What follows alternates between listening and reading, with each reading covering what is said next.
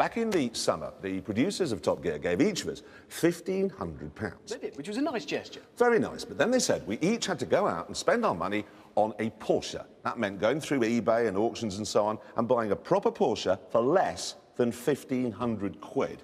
Yes, and then when we'd done it, we all had to meet up in the City of London with our Porsches, and we'd be set a series of challenges to find out which one of us had got the best deal. Here's what happened. This is Exchange Square in the heart of Europe's biggest financial district. It's the spiritual home of hedges, stocks, futures, and of course, Porsches. Though probably not ones like this. It's what I bought though, a 23-year-old 924. The Porsche that was designed for every man. I didn't spend 1,500 quid on my 924. I didn't even spend a grand. 750 quid from the Porsche. 750 quid, and the lights pop up. I was feeling pleased until I saw what James had bought. You've got a 944!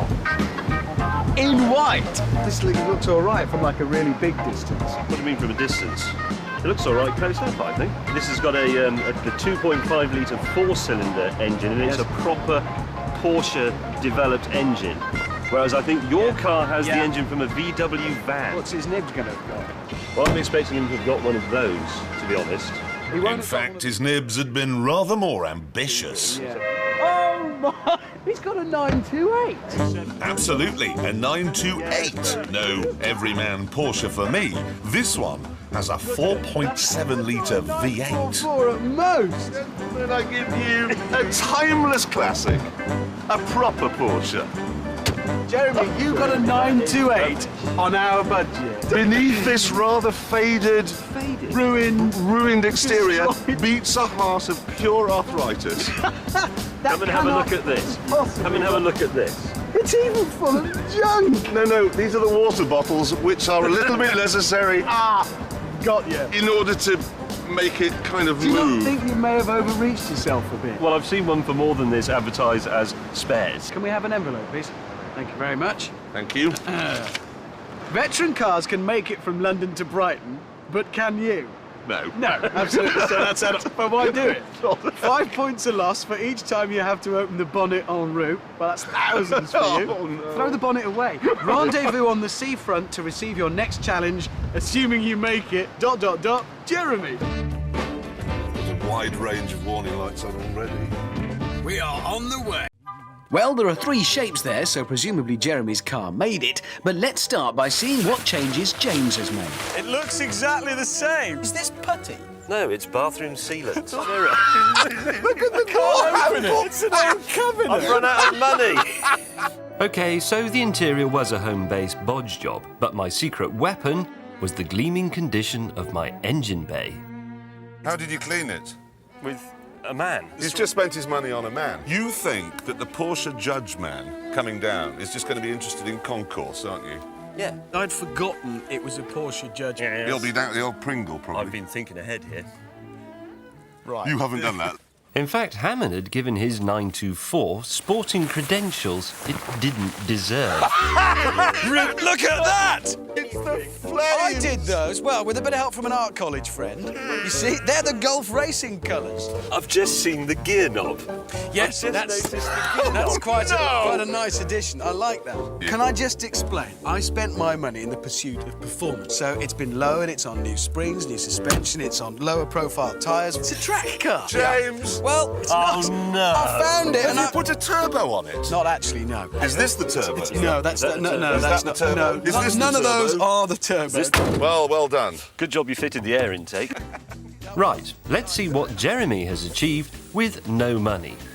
Blackboard paint. Jeremy, you plot. You're supposed to put the underseal on the bottom of the car. You know those old Capri with black bonnets? That's what I was going for. I thought I'd copy it, Right. only I went over a bit, so I just kept going. Whereas this looks much better, obviously. How many cylinders has it got these days? 6 3/4. I'm less worried having seen yours. This is what I've bought. It's a Rover SD1 styled to look like a Ferrari Daytona, and it does.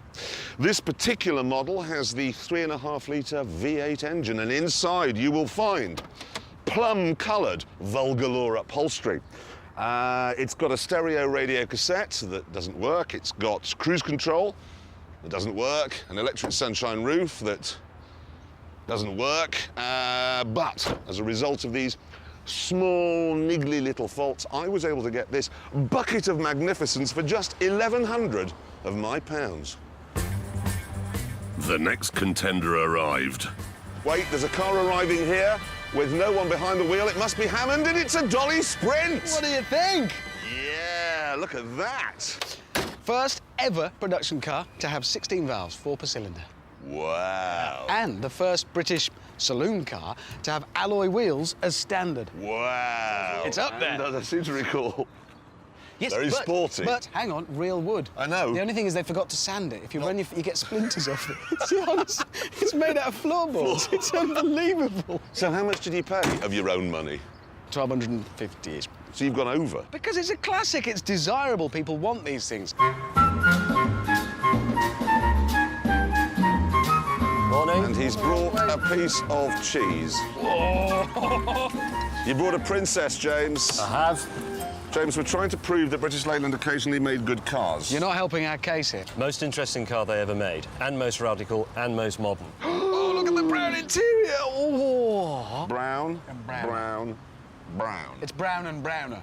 Brown was a 70s colour. This is a 1978 car. It's very interesting. It's in good condition. Why is it interesting? This was the first car in the world to obscure its wiper spindles under the bonnet. Obscured windscreen wiper spindles. There's a reason to own one. At the time, it was important. What's the And it's suspension in this? It was hydrogas. hydrogas, so it's Very, very... Very low. No, that's how it should be. It's on very one low on side. that side and very high. It's actually broken, James. It's leaked.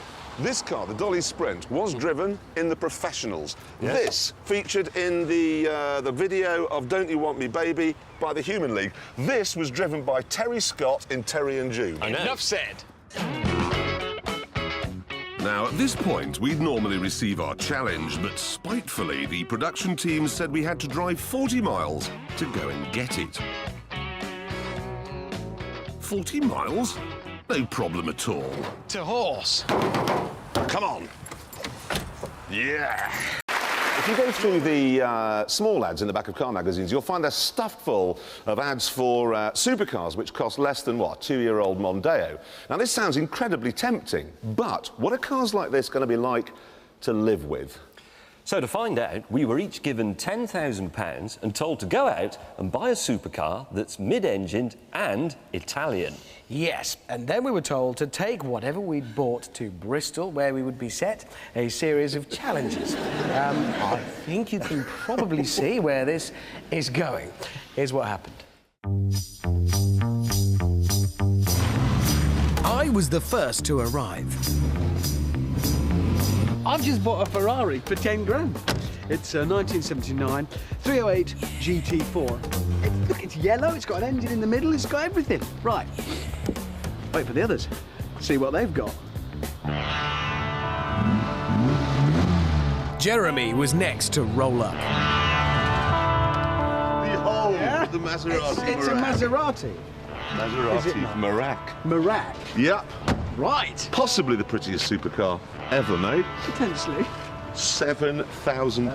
About 3 grand less than me. That's. You've bought I bought a Ferrari. No, 308 you haven't. It is a Ferrari. It just isn't a Ferrari.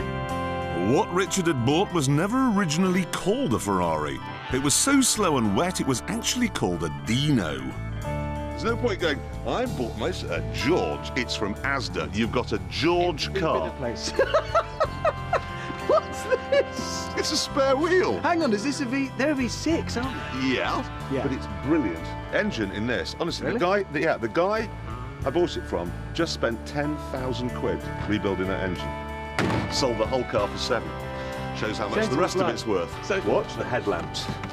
They work brilliantly. Ready? There you go, the headlights are on.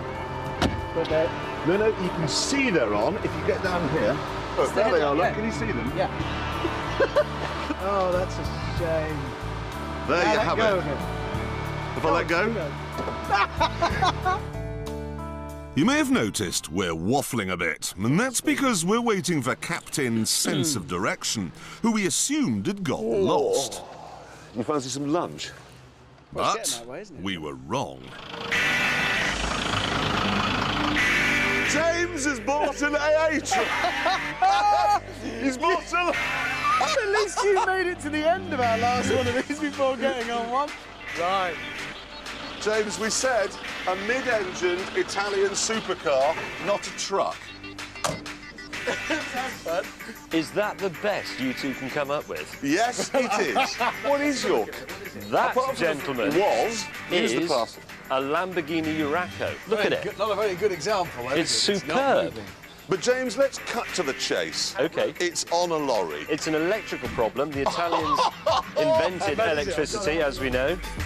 James decided the best form of defence was attack. See, I mean, I know about old cars, as you know, and I can look at this and with my trained eye I can tell you immediately that that is a pub. You've got a Look, I trained mean, eye, look- and you bought that. So, what had the production team got in store for us? Have a look. Don't yes. do that to my car! Your 70s supercar mission for today is to drive from Bristol to Spearmint Rhino in Slough. That's a lap dancing club. Is it?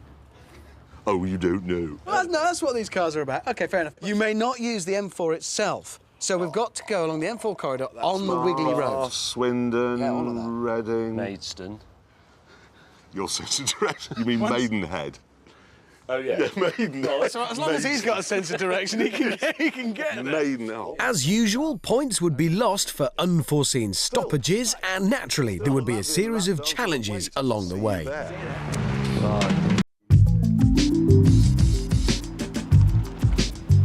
I was the first to arrive with my two-door coupe that isn't a Porsche. What it is a Mitsubishi Starion. I've always loved these things, and this is the last one ever imported into Britain. It's a wide-bodied 2.6-litre turbo, 14 years old, done 81,000 miles, a few bumps and scrapes, of course, but mechanically, quite good order. James had bought himself a 1,000-year-old antique. Well, James. It's a Jag, it's got 12 cylinders, and it's gold, sir. Look at that. I'm really quite cross because it doesn't appear to be. I mean, I assumed it because I never even bothered looking for an XJS because I thought it would just be rubbish for this money. I never bothered looking for a Starion because I just knew it was rubbish, full stop. Don't you like the DeLorean rear thing? Yes, did DeLorean use gaffer tape as well? And finally, Hammond arrived.